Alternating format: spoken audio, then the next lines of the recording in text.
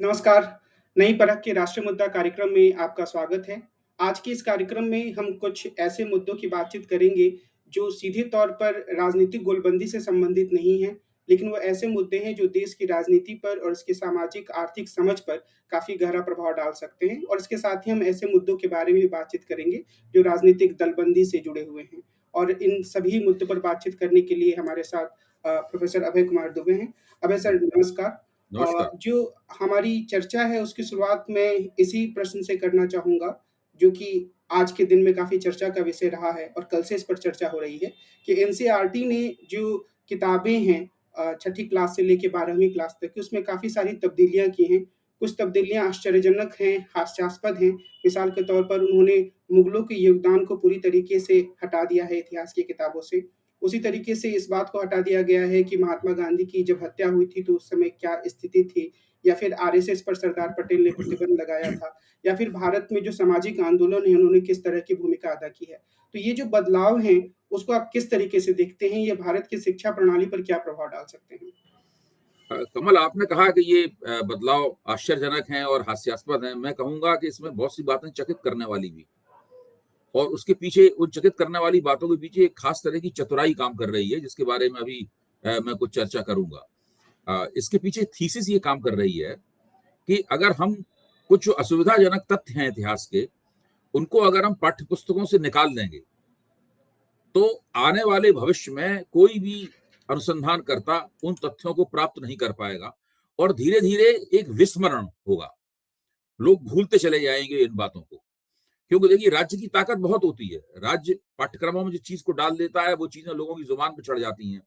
और अगर उन चीज़ों को पाठ्यक्रम से निकाल दिया जाए, तो धीरे-धीरे कर देर लगती है इस काम में, लेकिन वो लोगों की स्मृति से तिरोहित हो जाती हैं, धीरे-धीरे स्मृति से खाली हो जाती हैं। अब देखिए इसमें क्या किया गया, उसमें गांधी की हत्या से संबंधित नाथूराम गॉडसे का प्रकरण इसके अंदर से निकाल दिया गया। राष्ट्रीय स्वयंसेवक संघ और भारतीय जनता पार्टी के प्रवक्ता इस प्रकरण को लेकर हमेशा ही काफ़ी बचाव की मुद्रा में रहते आए हैं। क्योंकि अ, उनके सामने जब ये बात कही जाती थी कि जिन सरदार पटेल की आपने इतनी बड़ी मूर्ति लगाई, उन्हीं सरदार पटेल ने राष्ट्रीय स्वयंसेवक संघ के ऊपर प्रतिबंध लगाया था गांधी की हत्या के बाद। उन्होंने ही गुरु गोलवलकर को गिरफ्तार किया था। उन्होंने ही गोलवलकर को पत्र लिखा था। इस पत्र के अंदर लिखा गया था कि आपके संगठन ने किस तरह से सांप्रदायिकता और नफरत फैलाई। तो वो उनकी समझ में नहीं आता इस बात का वो क्या जवाब दें। तो उन्होंने हथकंडा ये अपनाया है कि इस पूरे प्रकरण को ही वो हटा देंगे और थोड़े दिन तक लोग इस सवाल को पूछते रहेंगे, लेकिन कुछ दिनों बाद धीरे-धीरे करके लोगों की स्मृति से बात खत्म हो जाएगी और उसके बाद वो कहेंगे आपके पास इसका कोई सबूत हो तो दिखाइए। तो ये उनकी एक युक्ति है, जिस युक्ति को संसद के अंदर भी इस्तेमाल कर रहे हैं और संसद के बाहर भी इस्तेमाल कर रहे हैं। इसे मैं इरेज़र कहता हूँ, यानी विलोपीकरण कहता हूँ। जैसे कि अदानी के मसले पर उन्होंने राहुल गांधी के पूरे वक्तव्य को संसद के रिकॉर्ड से हटा दिया। यानी अब कोई 20 साल बाद जब कोई अनुसंधानकर्ता वहां जाएगा रिसर्च करने के लिए, तो राहुल गांधी ने जो कहा वो तो उसे नहीं रिकॉर्ड में मिलेगा, लेकिन राहुल गांधी के खिलाफ जो कहा गया वो रिकॉर्ड में मिलेगा। राहुल गांधी में जो आरोप लगाए गए वो रिकॉर्ड में मिलेंगे। तो इस तरीके से भविष्य भविष्य वो एक तरह से देखे कह रहे हैं हम डिस्कोर्स बदल रहे हैं, और न केवल आज के जमाने के लिए डिस्कोर्स बदल रहे हैं, बल्कि आने वाले जमाने के लिए भी हम डिस्कोर्स को बदले दे रहे हैं।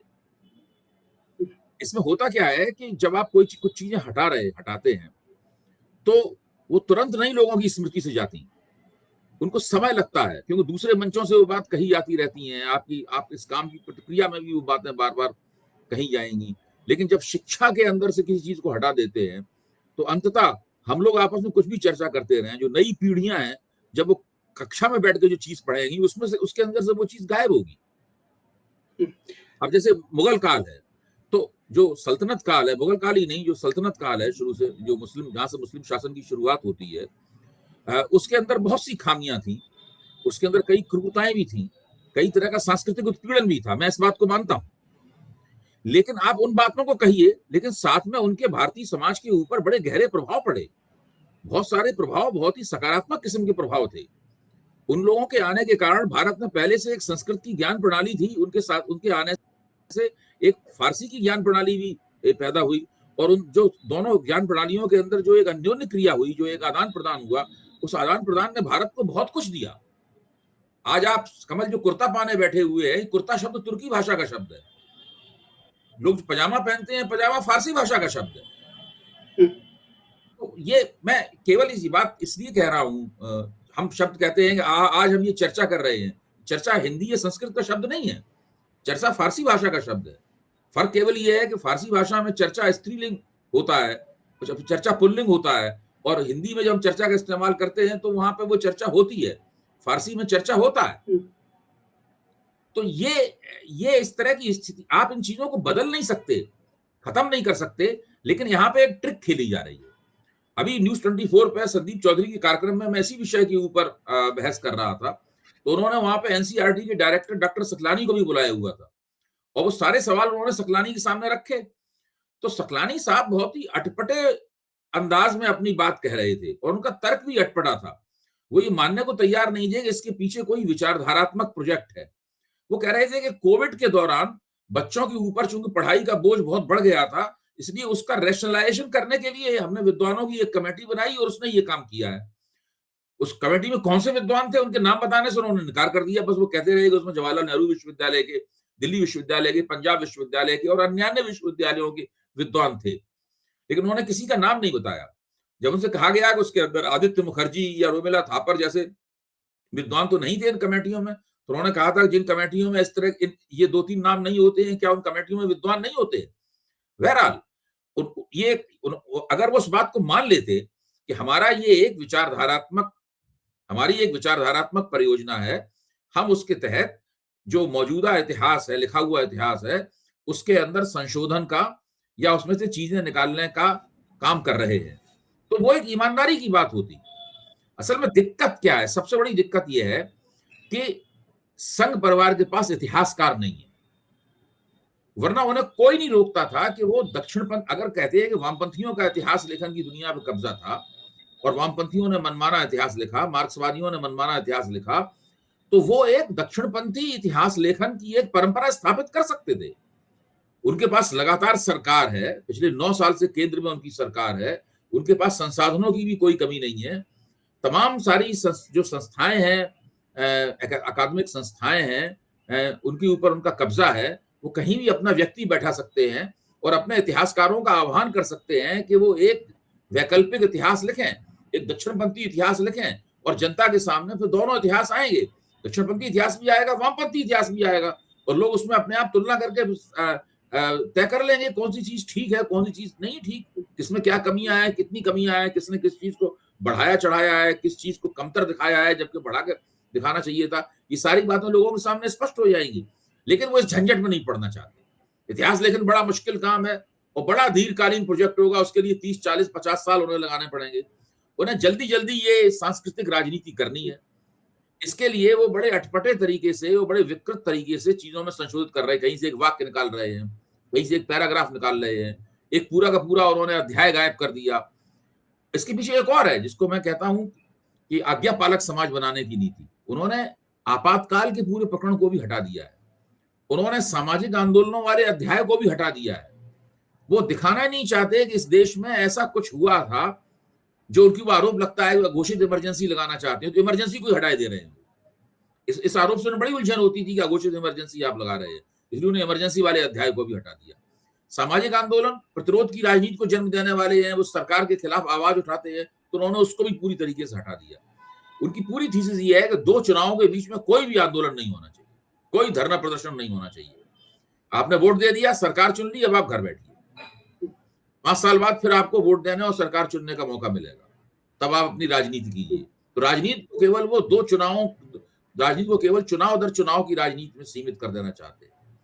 अब इस तरह के प्रयास तो वो कर रहे हैं, ये प्रयास किस सीमा तक सफल होंगे, कब तक सफल होंगे? मान लीजिए सरकार बदलती है, नई सरकार आएगी, वो बहुत सी चीजों को जो हटाई गई हैं उनको दोबारा जोड़ सकती है, सिलसिला चल सकता है। लेकिन अगर बहुत दिनों तक इनकी सरकार चलती रही तो ये भी हो सकता है कि फिर बाद में दोबारा जो उन्होंने चीजें हटाई हैं उनको वापस न जोड़ा जा सके।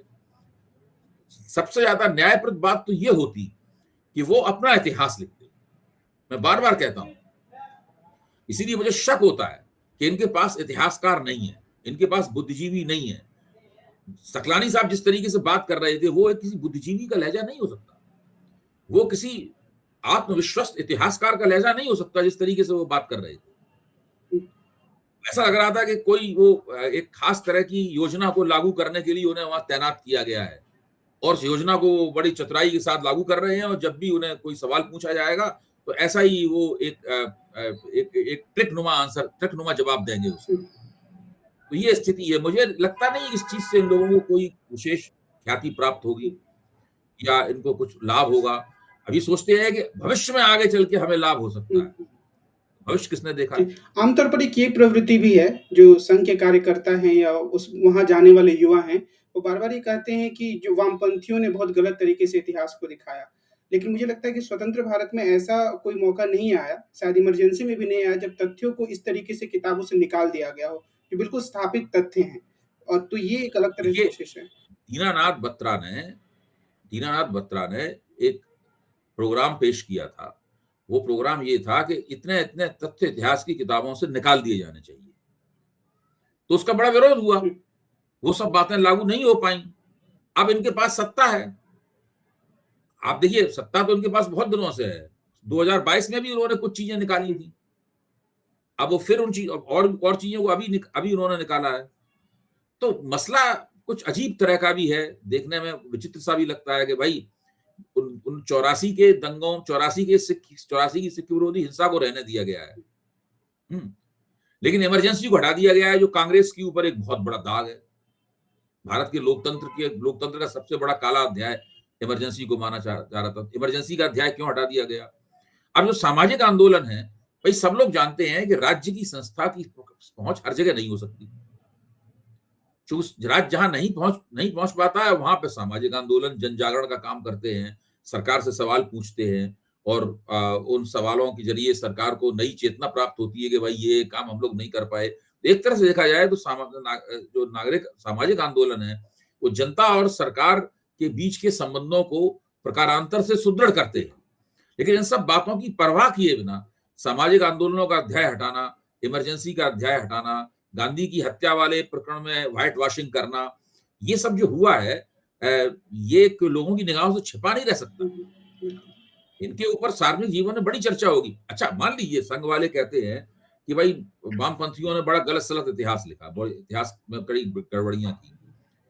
चलिए, हम आपकी बात मान लेते हैं, तो आप दूसरा इतिहास लिख के दिखाइए ना। आप वामपंथियों द्वारा लिखे गए इतिहास को, या जो भी इतिहास पहले से लिखा मौजूद है, जो पाठ्य पुस्तकों में दर्ज है, उसमें से आप प्रूफ रीडर की तरीके से आप उसके अंदर से लाइनें वाइनें क्यों हटा रहे हैं? और उसके लिए यही तर्क दीजिए ना कि आपने गलत इतिहास लिखा था, हम उसको ठीक कर रहे हैं। आप ये तर्क क्यों दे रहे हैं कि कोविड के दौरान बच्चों के ऊपर बोझ बढ़ गया था, उसके लिए हमने ये रैशनलाइजेशन किया है पार्ट का? ये तो छल है। आप ऐसा कह रहे हैं, जबकि आप ऐसा नहीं कर रहे हैं, और दावा ऐसा कर रहे हैं, तो ये छल हुआ। जी, एक दूसरे मुद्दे की तरफ मैं आपका ध्यान दिलाना चाहूँगा कि इसी हफ्ते राहुल गांधी को सूरत का जो सत्र न्यायालय है, वहाँ से उनकी सज़ा पर रोक लगी, उनके बेल को एक्सटेंड किया गया, और कई टीकाकार ये मानते हैं कि इससे थोड़ी राहुल गांधी को राहत मिली और कुछ राहत भारतीय जनता पार्टी को भी मिली। तो इस पूरे घटनाक्रम में अगर हम देखें कि चुनाव आने वाले हैं कर्नाटक में, तो इन दोनों दलों में से जो इनकी स्थिति बन रही है, उसको आप कैसे देखते हैं? कौन लाभ की स्थिति में है इस समय? देखिए, अभी राहुल गांधी ने जो अदालती कार्रवाई की है, उसमें अभी उन्हें पूरी राहत नहीं प्राप्त हुई है। उसके कुछ तकनीकी पहलू हैं। जितना मैंने उस बात को समझा है वकीलों को सुनकर, उसमें राहुल गांधी को जो सजा मिली है 2 साल की, उस सजा को अभी उस पर रोक लगा दी गई है, लेकिन उस सजा के ऊपर कोई स्टे ऑर्डर नहीं पास किया गया है। जब तक उस सजा के ऊपर स्टे स्थगन आदेश नहीं राहुल गांधी को मिलेगा, उस वक्त तक उनकी सांसदी वापस आने का कोई तर्क नहीं बनेगा राहुल गांधी की तरफ से। तो अभी वो सुनवाई होनी बाकी है, और जब उस सुनवाई में भी अगर उन्हें सफलता मिलेगी, तब ये कहा जाएगा कि उन्हें इस मसले पे पूरी राहत मिली है। भारतीय जनता पार्टी को तो चिंता इस बात की थी, उसे लग रहा था कि राहुल गांधी की प्रति हमदर्दी बढ़ रही है, तो वो सोचती थी कि किसी तरीके से ये प्रकरण खत्म हो, राहुल गांधी अपने अदालत में जाएं, और अदालत में जाके इस मसले को रफा दफा कर दिया जाए, और फिर राजनीति को आगे बढ़ाया जाए। लेकिन राहुल गांधी ने इसमें जितनी देर की, उससे भारतीय जनता पार्टी की रणनीतिकारों में कुछ बेचैनी पैदा हो गई। उन्हें लगा कि ऐसा तो नहीं है कि ये हमदर्दी पाने के लिए सोच समझ के ये देरी की जा रही हो। तो भारतीय जनता पार्टी की बेचैनी का कारण ये था। अभी कांग्रेस की बेचैनी इस मामले में पूरी तरह समाप्त नहीं हुई है। जब तक अदालत उन्हें पूरी राहत नहीं दे देगी, तब तक वो सोचते रहेंगे कि उन्हें देखना पड़ेगा कि अगर अदालत ने उन्हें राहत नहीं दी तो आगे ये क्या करेंगे। एक और रोचक बात हुई इधर कि नीतीश कुमार के किसी समर्थक ने ही एक इफ्तार पार्टी का आयोजन किया, जिसमें वो गए और पीछे लाल किला की तस्वीर बनी हुई थी। तो उनके विरोधियों ने, भारतीय जनता पार्टी ने खास तौर पर ये आरोप लगाया कि राज्य में दंगों के हालात सँभालने के बजाय वो अपने प्रधानमंत्री बनने के सपने को आगे बढ़ा रहे हैं। तो मैं नीतीश कुमार के संदर्भ में आपसे यह सवाल पूछना चाहूँगा कि क्या कोई ऐसी संभावना बन सकती है कि उनकी राष्ट्रीय भूमिका बढ़े और वो प्रधानमंत्री की रेस में आगे जा पाएँ? देखिए भारतीय जनता पार्टी शुरू से ही आरोप लगा रही है कि उन्होंने जो गठजोड़ तोड़ा, जो राष्ट्रीय जनतांत्रिक गठजोड़ से बाहर गए, प्रधानमंत्री बनना चाहते थे। और चूंकि राष्ट्रीय जनतांत्रिक गठजोड़ में प्रधानमंत्री का पद खाली नहीं था, इसलिए उन्हें बाहर जाकर प्रधानमंत्री पद की संभावनाओं की तलाश करनी पड़ी। ये भाजपा का आरोप है।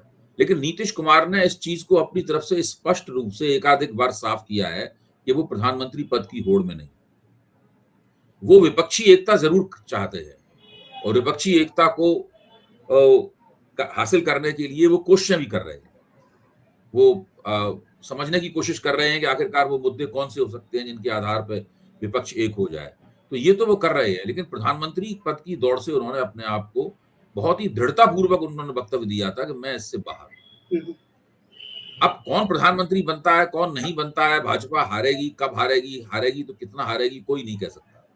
लेकिन जब नीतीश कुमार बिहार के मुख्यमंत्री के तौर पर और एक प्रतिष्ठित नेता के तौर पर, जिनकी बिहार से बाहर भी जिनकी छवि और पूंछ है, आप जब विपक्षी एकता की कोशिश करते हैं, तो उनकी एक राष्ट्रीय भूमिका तो बनती है। और नीतीश कुमार जैसे लोग जब विपक्षी एकता की कोशिश करते हैं, तो फिर उसको सब लोगों को गंभीरता से लेना पड़ता है। जहां तक राष्ट्रीय भूमिका का सवाल है, मेरे ख्याल से नीतीश कुमार की एक सुपरिभाषित राष्ट्रीय भूमिका है और विपक्षी एकता कराने के काम में जितना ज्यादा उनको श्रेय प्राप्त हो सकता है, उतना और किसी को नहीं मिल पाएगा। मेरे ख्याल से वो जो कोशिश कर रहे हैं, उसका आगे चलकर एक अच्छा परिणाम निकलेगा विपक्षी एकता के लिहाज से। जी। एक आखिरी सवाल मैं पूछना चाहूँगा डीएमके की दिल्ली में की जो एक सम्मेलन हुआ सामाजिक न्याय से संबंधित, उसमें तमाम विपक्षी दलों के नेता भी गए। तो उसमें जाति जनगणना के मुद्दे पर ऐसा लगा कि विपक्षी दलों में सहमति बन रही है और आरक्षण के मसले को भी उठाया गया, ईडब्ल्यूएस के मसले को भी उठाया गया। तो इससे पूरा एक संदेश ये निकला कि विपक्षी दल इस मुद्दे को यानी कि सामाजिक न्याय के मुद्दे पर काफ़ी जोर दे रहे हैं और उस पर अपनी राजनीति को आगे बढ़ाना चाहते हैं। मेरा सवाल यह है कि भारतीय जनता पार्टी ने भी एक तरह से कोशिश की है कि वो सामाजिक न्याय के पूरे मुद्दे को साध ले। तो क्या ऐसा हो सकता है कि विपक्षी दल इस मुद्दे पर और ज़्यादा जोर देकर उठाएँ और ये भारतीय जनता पार्टी के सामने एक चुनौती बन जाए? देखिए, एक ज़माने में जो सामाजिक न्याय का प्रश्न था, वो गैर भाजपा और गैर कांग्रेस पार्टियों के हाथ में रहता था। सामाजिक न्याय की पार्टियां स्पष्ट थीं, बहुजन समाज पार्टी, अ, राष्ट्रीय जनता दल, नीतीश कुमार की पार्टी, समाजवादी पार्टी, ये सब सामाजिक न्याय की पार्टियां थीं। दक्षिण की भी कई पार्टियां अपने आप को सामाजिक न्याय की पार्टियों की तरह पेश करती थीं। लेकिन फिर बाद में भारतीय जनता पार्टी ने इसके अंदर हिस्सा बँटाना शुरू किया और इस वक़्त सामाजिक न्याय की राजनीति का एक बड़ा हिस्सा भारतीय जनता पार्टी की झोली में जा चुका है। इसलिए मुझे नहीं लगता कि सामाजिक न्याय के प्रश्न और वो बिल्कुल सामाजिक न्याय के प्रश्न को बिल्कुल अलग तरीके से वो सोचती है और अलग तरीके से पेश करती है। पिछड़ी जातियों के, दलित जातियों के वोट अच्छी खासी संख्या में भारतीय जनता पार्टी को मिलते हैं। तो अब वो ज़माना तो चला गया, जबकि सामाजिक न्याय का प्रश्न मुख्य तौर पर गैर भाजपा और गैर कांग्रेसी प्रश्न था। अब तो वो भाजपा ने भी उसके अंदर हस्तक्षेप करना शुरू कर दिया है और उनका हस्तक्षेप बड़ा कामयाब किस्म का है। तो मुझे नहीं लगता कि विपक्ष की राजनीति सामाजिक न्याय के प्रश्न को बहुत ज़्यादा उठाकर या उसके इर्द-गिर्द गोलबंदी करके या कोई नारा देकर बहुत कुछ हासिल कर सकती है। जी। तो आज की बातचीत को हम यहीं रोकते हैं इस बिंदु के साथ कि अगर विपक्ष को अपनी राजनीति को मजबूती से आगे बढ़ाना है, तो उसे और अन्य तमाम तरह के मुद्दों पर एक सहमति का आधार तैयार करना होगा और निश्चित रूप से जिस तरीके से एनसीईआरटी की किताबों में बदलाव किया गया है, वह काफ़ी मनमाना किस्म का है और शायद वो विद्यार्थियों की सोचने, समझने या इतिहास को देखने की जो पूरी दृष्टि है, उसको प्रभावित करेगा और यह ज्ञान के स्तर पर होगा, विश्लेषण के स्तर पर अगर यह होता, तो उसे थोड़ी देर के लिए रोका जा सकता था या माफ़ किया जा सकता था। जैसे कि प्रोफ़ेसर अभय कुमार दुबे ने कहा कि एक वैकल्पिक राजनीति लिखने का मिशन जो दक्षिणपंथी ताकतें हैं, वो उठा सकती हैं, लेकिन यह इससे एक अलग तरह की चीज़ हुई है। तो आज की इस बातचीत को हम यहीं रोकते हैं और अगले अंक में हम मिलेंगे और अन्य मुद्दों पर बातचीत करेंगे। अभय सर, आपको बहुत-बहुत धन्यवाद। नमस्कार।